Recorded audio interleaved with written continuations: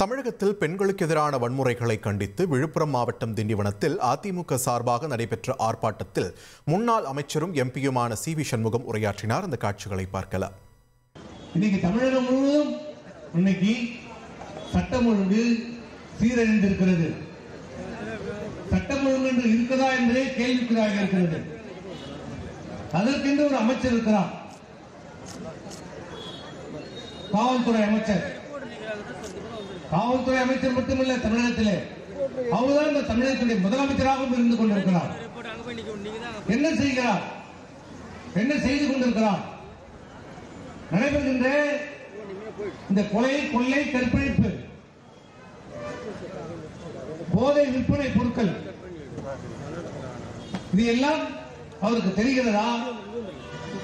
தெரியவில்லையா? இல்ல தெரிந்தும் தெரியாமல் இருக்கிறாரா?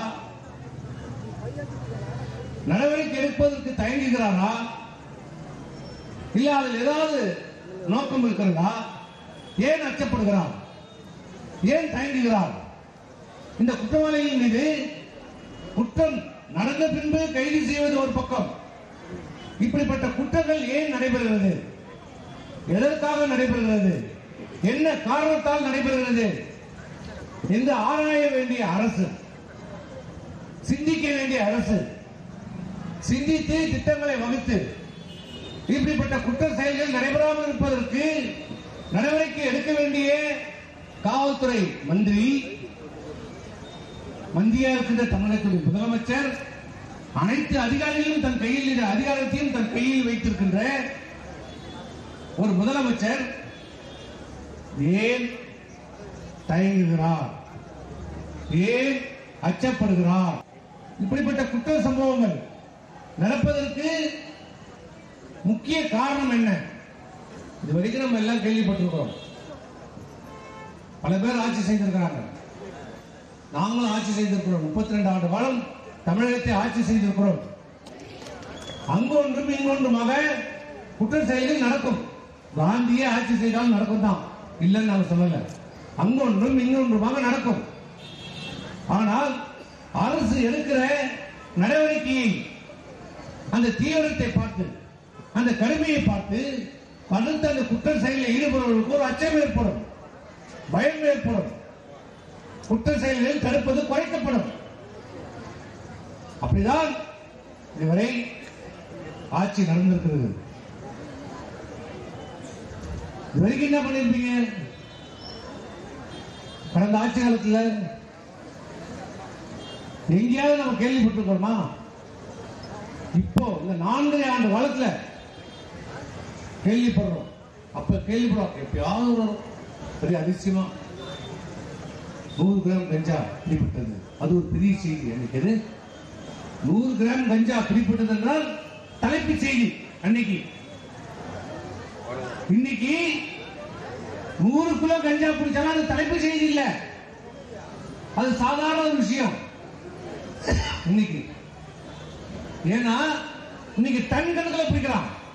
2 டன், 3 டன், 5 டன் பிடிக்கிறான். 1000 கோடிக்கு போதைப் பொருள் கைப்பற்றப்பட்டது. 2000 கோடிக்கு போதைப் பொருட்கள் கைப்பற்றப்பட்டன. ஆட்சிக்கு வந்து 3 ஆண்டு காலத்தில் 3000 கோடி ரூபாய்க்கு போதை மாத்திரை வித்திருக்கிறார். நான் சொல்லல, பத்திரிகையிலும் ஊடகங்களிலும் சொல்லப்பட்டது. மத்திய காவல்படை கைது செய்திருக்கிறது. ஜாஃபர் ஷரீப், ராமநாதபுரத்தை சேர்ந்த ஜாஃபர் ஷரீப் என்கின்ற ஒரு நபர் திமுக ஆட்சிக்கு வந்த 3 ஆண்டு காலத்திலே மட்டும் 3000 கோடி ரூபாய் மதிப்புள்ள போதைப் பொருட்களை விற்றிருக்கிறார், விற்பனை செய்திருக்கிறார். விற்பனை செய்தது மட்டும் அப்படின்னா என்ன அர்த்தம்? லட்சக்கணக்கான நம்ம வீட்டில் இளைஞர்களை, பிள்ளைகளை சீரழித்திருக்கிறது. 3000 கோடி என்றால் என்ன? எவ்வளவு போதை மாத்திரை, எவ்வளவு பெஞ்சா, எவ்வளவு பேர் வாங்கி சாப்பிட்டிருப்போம், எவ்வளவு பேர் சீரழிந்திருப்பாங்க தமிழ்நாட்டில். அந்த ஜாஃபர் ஷரீப் யார்? நான் சொல்ல, எல்லா உலகமும் சொல்லிச்சு. யார் அவரு? திமுகவுடைய நிர்வாகி, திமுகவுடைய வர்த்தக அணியினுடைய வெளிமாநில வெளிநாட்டு வாழ் மக்களுடைய திமுக அணியினுடைய பொறுப்பாளர், ஒரு நிர்வாகி. உண்மையா இல்லையா? அன்றைக்கு அந்த ஜாபர் ஷரீப் கைது செய்யப்பட்ட அன்றைய தினம் அவர் திமுகவுடைய உறுப்பினர், திமுகவுடைய வெளிமாநில அணியினுடைய பொறுப்பாளர். 3000 கோடிக்கான போதை மாற்றுகளை விட்டிருக்கிறார் என்று கைது செய்யப்பட்டு திகார் சிறையிலே அழைக்கப்பட்டார். பத்திரிகையிலும் ஊடகங்களையும் திமுக என்று சொன்ன நீக்கிற. ஆனா இப்ப நாங்க சொன்னா அண்ணா திமுக நாங்க சொன்னா எங்க பேருக்கு வழக்கு போட்டுக்கும். இப்ப திமுக உறுப்பினர் இல்லையா? திமுக உறுப்பினர் தானே. நீ நீக்கிட்ட குற்றம் நடைபெறும் போது அவர் யார்? எந்த கட்சியில இருந்தார்? எந்த கட்சியின் உறுப்பினர்? திமுக தலைவர் ஸ்டாலின் தலைமையிலான திமுக உறுப்பினர். அப்புறம் எப்படி பயப்படுவோம்? அப்புறம் எப்படி கஞ்சா விற்கிறோம் பயப்படுவான்? அபி விற்கிறோம் பயப்படுவான்? பயம் இல்ல, அச்சம் இல்ல. அதிகாரம் நமக்கு துணை நிற்கிறது, காவல்துறை கண்டுகொள்ளாமல் இருக்கிறது. அப்புறம் எப்படி? திமுகவுடைய பொறுப்பாளரே இருக்கிறாரு, முதலமைச்சர், காவல்துறை அமைச்சர். அப்புறம் எப்படி போலீஸ்கார நடவடிக்கை எடுப்பாங்க? அப்புறம் கற்பழிப்பு சம்பவம் நடக்காம என்ன அதுவா நடக்கும்? எங்கே பார்த்தாலும் இன்னைக்கு நாட்டில், தமிழ்நாட்டில் ஸ்டாலின் ஆட்சி செய்து கொண்டிருக்கின்ற நிர்வாகத்திறனற்ற முதலமைச்சர் ஆண்டுகின்ற இந்த தமிழ்நாட்டில் அரிசி கிடைக்குதோ இல்லையோ, பருப்பு கிடைக்குதோ இல்லையோ, கஞ்சா கிடைக்குது, அபீன் கிடைக்குது, எல்லா இடத்துலயும் கிடைக்குது. நீ தேடிலாம் போவானா? இன்னைக்கே நீ பக்கற நேற்று திடீரென்று கைது செய்திருக்கிறாங்க.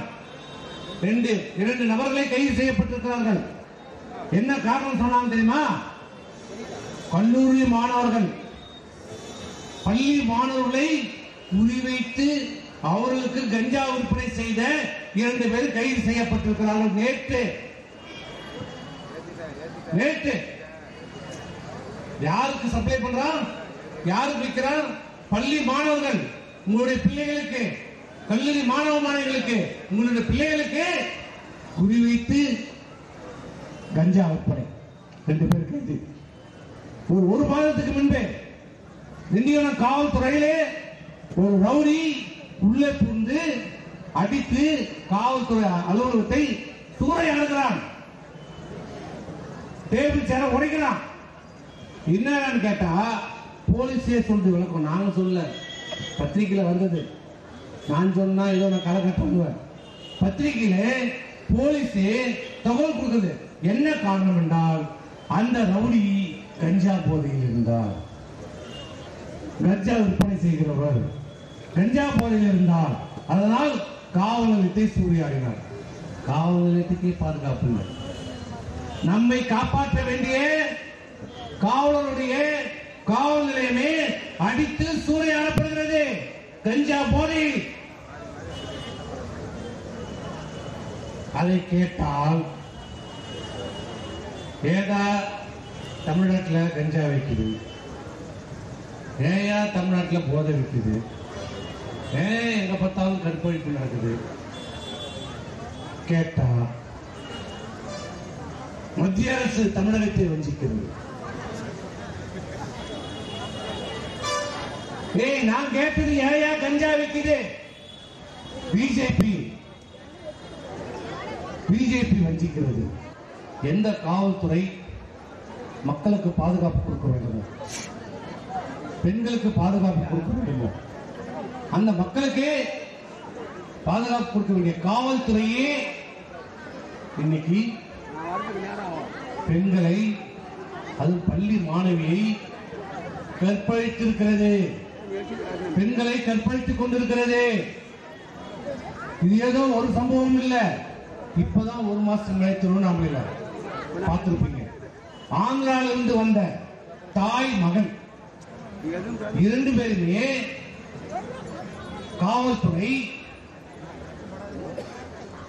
தாய் கண்ணெதிர்க்கியே மகளை கற்பழித்திருக்கிறது. உண்மையா இல்லையா? நாங்க என்ன மேடைக்காக சொல்றோமா? தாயின் கண்ணெதிர்க்கியே மகள் கற்பழிக்கப்பட்டிருக்கிறார். இந்த காவல்துறை எந்த காவல்துறை? ஸ்டாலின் தலைமையிலான காவல்துறை இன்றைக்கு பெண்களை தாயின் முன்னே கற்பழித்து கைது செய்யப்பட்டிருக்கிறது. நேற்று 4 நாட்கள் முதல் திண்டிவனத்திலே 10வது படிக்கிற பொண்ணு, அதுக்கு இன்னும் 14 வயசு 15 வயசு கூட இருக்க, 10வது படிக்கிற பொண்ணு இன்னும் முடிக்கல. அந்த பெண்ணை காவல்துறை சேர்ந்த ஒரு காவலர் மிரட்டி உருட்டி உடன் வந்த நண்பரை மிரட்டி விட்டு அந்த பெண்ணை அழைத்து போய் ஹவுசிங் போர்டில் ஒரு பாலடைந்த பங்களாவில் வைத்து பாலியல் தொல்லை கற்பழிப்பு செய்யப்பட்டது. இரவு முழுவதும் வச்சுட்டு காலையில் நல்ல முறை அவங்க அப்பாவுக்கு ஃபோன் பண்ணி அவனே சொன்னான், நீ கைது செய்யப்பட்டது. இந்த நிலைமை இதுதான் இன்னைக்கு தமிழ்நாட்டுடைய நிலைமை. யாருக்கும் பாதுகாப்பு இல்லை. அது மட்டுமா, விழுப்புரத்தை கொஞ்ச நாளைக்கு முன்னாடி 80 வயசு அதிகத்துக்கு ஒரு ஆயா கற்பழிப்பு. பள்ளிக்கு போற மாணவிக்கும் இந்த தமிழ்நாட்டில் பாதுகாப்பு இல்லை. வீட்டில் இருக்கிற தாய்மார்களுக்கும் பாதுகாப்பு இல்லை. இப்ப தேர்தல் ஆணையம் வேற ஒரு சார்னு சொல்லுச்சு. அதை பார்த்தோன்னே எப்படி சார்னு சொல்லலாம், எப்படி சார்னு சொல்லலாம், அது எப்படி பண்ணலாம்? முடியாது, நடக்காது, முடியாது. தேர்தல் நாங்கள் நீதிமன்றத்துக்கு போகணும். போய்க்கோ போய்க்கோ. நாம சொன்னோம் 100% இருக்கின்ற வாக்காளர் பட்டியலை திருத்தம் செய்யப்பட வேண்டும் என்பதுதான் அனைத்து இந்திய அண்ணா திராவிட முன்னேற்ற கழகத்தினுடைய கோரிக்கை. இதுல எங்களுக்கு ஒன்றும் அச்சம் இல்லையே, எங்களுக்கு ஒன்றும் பயம் இல்லையே. தேர்தல் ஆணையத்திலே நேரடியாக போய் தலைமை தேர்தல் ஆணையரை நேரடியாக பார்த்து நான் சொன்னேன், சாரை தமிழகத்திலே நீங்கள் நடைமுறைப்படுத்தப்பட வேண்டும் என்பதுதான் அதிமுகவுடைய கோரிக்கை என்று சொன்னோம். நாங்க ஒன்றும் பயம் இல்லை. எங்களுக்கு என்ன பயம்? இறந்த வாக்கள் நீக்கு, வெளியூர் போனவங்க நீக்கு, அவன் எங்க போனா குடியிருப்ப இந்த இடத்துக்கு மாத்திக்கிட்டோம். ரெட்டை குடியுரிமை ரெட்டை வாக்கு இருந்தா மாத்து, இதெல்லாம் சொல்றோம். உனக்கு ஏன் பயம்? இறந்த ஓட்ட நிக்க கூடாதா? திண்டிவனத்துல வந்து இப்ப குடியிருந்தான், இப்ப கடலூர் போயிட்டான், அவன் ஓட்டு இங்கேயும் இருக்கணும், கடலூர் இருக்கணுமா? 2 ஓட்டு இருக்கணுமா? இங்க 1000 ரூபாய் ஓட்டு போடுறது, நீ கொடுக்குற 1000 ரூபாய் அங்க ஓட்டு போடுற. ரெட்டை வாக்கு வச்சிருப்பான், திட்டு வாக்கு, அவன் நிற்கிறதா? அவனை நிற்க வேணாமா? வீடே இல்லை, இந்த இடத்துல வீடே இல்லை, வெறும் தரையா இருக்கு, வெறும் கட்டாயம் தரையா இருக்குது. அது ஏற்கனவே வீடு 10 வருஷத்துல ஒரு வீடு இருந்தது, அப்போ அது 5 ஓட்டு இருந்தது. இப்போ வீடு வச்சுட்டாங்க அங்கே ஆள், ஆனால் அங்கே ஓட்டு 10 வருஷமா ஓட்டு கட்டணும். எங்கேயும் இல்லை. நம்ம விழுப்புரத்து ரயில்வே காலனி இருக்குல்ல, ரயில்வே ஸ்டேஷன் பக்கத்தில், அங்கே முன்ன ரயில்வே கோட்டை சொன்னது கிட்டத்தட்ட 1300 ஓட்டு இருந்தது. அது 10 வருஷமா இடிச்சு தரமட்டமாக்கி ரயில்வே தான் இடத்த வந்து தனியார் கொடுத்துட்டான். அந்த கிரீன்ஸ் ஒரு மால் இருக்கும் பாரு, அவன் வாடகைக்கு எடுத்துட்டான். 10 வருஷம் ஆச்சு. வெறும் தர, ஊர் இல்லை, வாக்கு இல்லை. ஆனால் இன்னைக்கும் அங்கே 1000 ஓட்டு. அதை நீக்க சொன்னாங்க, இல்லை இல்லை நீ கூடு, நீ கொடு. எப்படி கொடுக்க முடியும்? டோர் நம்பர் 1ஆம் நம்பர் டோர் போட்டு 5 ஓட்டு அங்கே ஊடே இல்லை, எப்படி கொடுக்கணும்? கொடுக்குறோம். யாரு? இந்த அதிகாரிகள். இந்த ஸ்டாலின் ஆட்சி ஆய்வு காலம் இன்னும் 60 நாள் தான். 60 நாள், 60 நாள் தான். இந்த ஆட்சியாளருக்கு நாங்கள் எச்சரிக்கை விடுகிறோம். தேர்தல் ஆணையத்தினுடைய விதிமுறைகளை முழுமையாக கடைபிடியுங்கள். ஆளுங்கட்சியினுடைய அதிகாரத்திற்கு பயந்து நீங்கள் செயல்பட்டால் அதனுடைய விளைவுகளை நீங்கள் தான் சந்திக்க வேண்டும். மணல் கொள்ளையில் என்ன பண்ணோம்? நீங்க இந்த ஆளுங்கட்சி திமுக மணல் கொள்ளைக்கு துணை போனீங்க. கடைசியில் என்னாச்சு? அமலாக்கத்துறை உங்க மேல வழக்கு போட்டான், ஐஏஎஸ் அதிகாரி மேல. ஒரு இடத்துல 1வது வார்டுக்கு ஒரு பிஎல்ஓ நியமிக்கப்பட்டார். அந்த 1வது வார்டில் இருக்கிறவங்க மட்டும்தான் ஒரு ஃபார்ம் கொடுக்கணும். அங்க வீட்டுல ஏற்கனவே இருந்தார், ஆனா இப்ப இல்ல. 10வது வார்டுக்கு போயிட்டார். அது அவருடைய வேலை கிடையாது, அவருடைய வேலை இல்ல. 10வது வார்டில் தான் நீ சொல்லணும், நான் அங்க இருந்த 1வது வார்டில் எனக்கு ஓட்டு இருந்தது, இப்ப நான் இங்க வந்துட்டேன், எனக்கு இங்க பதிஞ்சு கொடுங்க நீ கேட்கணும். கேட்கணும்னா ஃபார்ம் 8 கொடுக்கணும். நீ புது ஓட்டு இல்ல, ஏன்னா ஏற்கனவே ஓட்டு இருக்குது. ஷிஃப்டிங், இடமாற்றம், ஃபார்ம் 8 கொடுக்கணும். ஃபார்ம் 8 ஃபில்அப் பண்ணி கொடுத்தீங்கன்னா இந்த பணி முடிந்த பிறகு டிசம்பர் 7ஆம் தேதி விரைவில் வாக்காளர் பட்டியல் வெளியிட்டதுக்கு பின்பு அந்த ஃபார்ம் 8 வந்து விசாரிப்பாங்க. நீங்கள் அந்த இடத்தில் இருப்பது உண்மை என்றவுடனே உங்க ஓட்டை 10வது வார்டில் அந்த டோர் நம்பர் வாக்காளர் சேர்ப்பாங்க. இதான் நடைமுறை. இறந்திருந்தா ஃபார்ம் இல்ல, நீக்கிடுவாங்க. இரட்டை வாக்காளர் இருந்தா இல்ல. ஆனால் இன்றைக்கு இந்த ஸ்டாலின் அரசு உச்ச நீதிமன்றத்திலே எப்படியாவது இதுக்கு தடையாணை வாங்கிவிடலாம் என்று கனவு கண்டு கொண்டது. பீகாரில் ஏற்கனவே சிறப்பு வாக்குத்த பணி முடிந்து பட்டியல் வெளியிடப்பட்டு தேர்தல் முடிஞ்சிருச்சு. இப்ப வாக்கு எண்ணிக்கை நடந்துருக்குது. அப்புறம் எப்படி இங்க மட்டும் நிறுத்துவோம்? இப்ப என்ன ஆகுது? இதுக்கு தடை உத்தரவு கிடைக்காது என்று உண்மை நிலை புரிஞ்ச உடனே இப்ப மாவட்ட ஆட்சியர் மூலமாக எல்லா இடத்துலையும் 2 நாளா இருக்கிறாங்க. இல்ல அவ வந்து கேட்டா ஃபார்ம் கொடுக்குறான், இல்ல நீ போய் தேடி போய் கொடுக்குற. என்ன இது? என்ன விதிமீறல்? அப்பட்டமான விதிமீறல். ஆகவே தேர்தல் பணிகளை மாவட்ட தேர்தல் அதிகாரியாக இருக்கிற மாவட்ட ஆட்சித்தலைவர் நேர்மையாக நடத்தப்பட வேண்டும், உண்மையாக நடத்தப்பட வேண்டும் என்பதை நாங்கள் திரும்ப திரும்ப சொல்றோம். இல்லை என்றால் நேற்றே நாங்கள் தேர்தல் ஆணையத்திற்கு புகார் அளித்து விட்டோம். நேரடியாக சென்று மீண்டும் புகார் அளித்திருக்கிறோம். ஆகவே இங்க வருகின்ற நிர்வாகிகளுக்கு எல்லாம் சொல்றேன், நீங்கள் எச்சரிக்கையாக இருங்கள், உங்கள் பகுதியில் எச்சரிக்கையாக இருங்கள். இனிமேல் நடக்கிற பணிதான் முக்கியம். இப்பதான் எழுதுவாங்க, வந்து எழுதுவாங்க. இங்க இருக்கிறீங்களா, 2000 இருந்தீங்களா, 2005 இருந்தீங்களா, இவர் இப்ப இல்லையா, இல்லைன்னா இல்ல, அவ்வளவுதான். தயவு தாட்சியே கேட்டார். உங்களுடைய முன்னிலையில் தான் எழுத வேண்டும், உங்களுடைய முன்னிலையில் தான் வாக்காளர் பட்டியலை திருத்தம் செய்யப்பட வேண்டும், தயாரிக்க வேண்டும். உங்க சம்மதம் கிடையாது, உங்க முன்னிலையில் தான் பண்ணணும். உங்களுக்கு நான் இனிமேல் பண்ண போறேன் வாங்க, நீங்க போனா அவங்க வெயிட் பண்ண மாட்டாங்க, செய்வாங்க. உங்களுக்கு தகவல் தெரிவிக்கணும். நீங்க அவங்க தகவல் தெரிவிக்கிறாங்களோ இல்லையோ, காலைல ஏந்தியா 8 மணிக்கு ஒரு ஃபோன் அடி, வீட்டில் எப்போ வரீங்க, எங்க இருக்கிறீங்க, என்ன இன்னைக்கு என்ன வேலை. ஒவ்வொரு வாக்காளரையும் விட்டாதீங்க. இருக்கின்ற ஒரு வாக்காளரையும் விடக்கூடாது. அதுல எங்களுக்கு எந்த மாற்று கருத்தும் கிடையாது. யாருக்கும் வாக்காளர்கள் விடுபடக்கூடாது. 100% வாக்காளர்கள் இருக்கப்பட வேண்டும். அதே நேரத்தில் இறந்த வாக்காளர்கள், குடிபெயர்ந்தவர்கள், இரட்டை வாக்காளர்கள் முறையாக அப்புறப்படுத்தப்பட வேண்டும், சேர்க்கப்பட வேண்டும். இதுதான் எங்களுடைய கருத்து. ஆக இப்படிப்பட்ட அரசு, இந்த திமுக அரசு ஆட்சி பொறுப்பேற்ற பிறகு இன்னைக்கு சட்டம் ஒழுங்கு சந்தி சிரித்துக் கொண்டிருக்கிறது.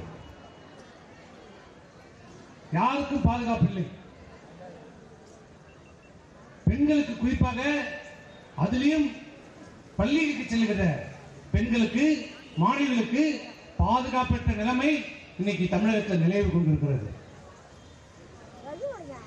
அப்பா ஆட்சியில் பெண்களுக்கே பாதுகாப்பு. இந்த லட்சணத்துல அப்பா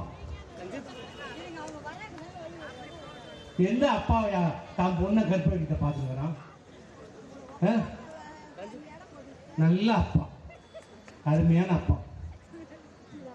அப்பா ஆட்சியில தினந்தோறும் கற்பழிப்பு, கொலை, கொள்ளை எல்லாம் நடக்குது. அவங்களுக்கு ஒரே நோக்கம், எது நடக்குதோ இல்லையா, ஒண்ணு நடக்குது. எல்லா துறையிலும் இன்னைக்கு லஞ்சம் தலைவிரித்து ஆடிக்கொண்டிருக்கிறது. அதிகாரிகள் எல்லாம் சொல்லுவாங்க, சார் முடியல சார் எங்களால, முடியல சார், விட்டுறாதீங்க முடியலன்றோம். ஒரே ஒரு உதாரணம், ஒரு துறை சொல்றேன், நான் கவனிச்ச துறைன்றதா சொல்றேன். கனிமவள துறையில இன்னைக்கு நடக்குது மிகப்பெரிய கொள்ளை. குவாரி வச்சிருக்காங்கல்ல, மலை கிட்டத்தட்ட 6500 மலை ஏக்கர் இருக்குது தமிழ்நாட்டில். இன்னைக்கு என்ன சொல்றான், ஒரு ஏக்கருக்கு 5 லட்சம் ரூபாய் கொடு. எவ்வளவு? ஒரு ஏக்கருக்கு 5 லட்சம் ரூபாய். இல்லைன்னா நீங்க நடத்த முடியாது, இல்லைன்னா ட்ரோன் வச்சு உங்களை சர்வே பண்ணுவோம். மாவட்டத்துக்கு மாவட்டம் 20 கோடி 30 கோடி வசூல் பண்றோம். அது மட்டும் இல்ல, கிட்டத்தட்ட ஒரு 4000 கிரஷர் இருக்குது. கிரஷர் மட்டும் கல் உடைக்கிறது. அந்த கல் உடைக்கிறதுக்கு ஒரு கிரஷருக்கு 2 லட்சம் ரூபாய் கேட்கலாம். 2 லட்சம் ரூபாய். இது இல்லாம மாசம் மாசம் அந்தந்த மாவட்டத்தில் இருக்கிற அமைச்சர்களுக்கு பணம் தரணும். இப்படி ஒவ்வொரு துறையிலும் இந்த அரசு இன்றைக்கு ஏலமிட்டுக் கொண்டிருக்கிறது, கொள்ளையடித்துக் கொண்டிருக்கிறது. மக்களை பற்றி சிந்திக்காத அரசு, மக்கள் வாழ்வாதாரத்தை பற்றி சிந்திக்காத அரசு. விலைவாசி விஷம் போல ஏறி இருக்கிறது. அனைத்து பொருட்களுடைய விலைவாசியும் கடுமையாக உயர்ந்திருக்கிறது. அதை பற்றி துளியும் கவலைப்படாத இந்த அரசு போகிற போக்கில், இன்னைக்கு போகிற போக்கில் இன்னும் 60 நாள் தான் இருக்குது. அப்ப இவ்வளவு நாள் 4 வருஷமா இல்லாத இந்த 60 நாள்ல தான் நான் இதை கொடுக்கிறேன், அதை கொடுக்கிறேன், அதை செய்யறேன், இதை செய்யறேன், இந்த வேலை வாய்ப்பு கொடுக்கிறேன், அந்த வேலை வாய்ப்பு கொடுக்கிறேன்னு சொல்லி மக்களை ஏமாற்றி மீண்டும் ஆட்சிக்கு வந்துவிடலாம் என்று கனவு கண்டு கொண்டிருக்கின்ற இந்த ஸ்டாலினுக்கும் இந்த திராவிட முன்னேற்ற கழகத்துக்கும் சமிட்டி அடி கொடுக்கின்ற நேரம் விரைவில் வருகிறது. ஆகிய வருகை இருக்கின்ற பெரியவர்களே, தாய்மார்களே, நிர்வாகிகளே, தேர்தலுக்கு இந்த 3 மாத காலம் தான் இருக்கிறது. இந்த அரசு மக்கள் விரோத அரசு, மக்களை பற்றி சிந்திக்காத அரசு, பெண்களை பற்றி கவலைப்படாத அரசு, பெண்களுடைய பாதுகாப்பை பற்றி துளியும் சிந்திக்காத அரசு. இந்த ஸ்டாலின் அரசை தூக்கி எறியப்பட வேண்டும் என்றால் வர இருக்கின்ற சட்டமன்ற தேர்தலில் நாம் அனைத்து இந்திய அண்ணா திராவிட முன்னேற்ற கழகம், எம்ஜிஆருடைய ஆட்சி, அம்மாவுடைய ஆட்சி, இரட்டை ஆட்சி எடப்பாடியார் தலைமையில் அமைய வேண்டும் என்றால் இரட்டை சின்னத்தில் வாக்களித்து இந்த ஆட்சியை தூக்கி எறிய வேண்டும் என்று கேட்டு விடைபெறுகிறேன். நன்றி, வணக்கம்.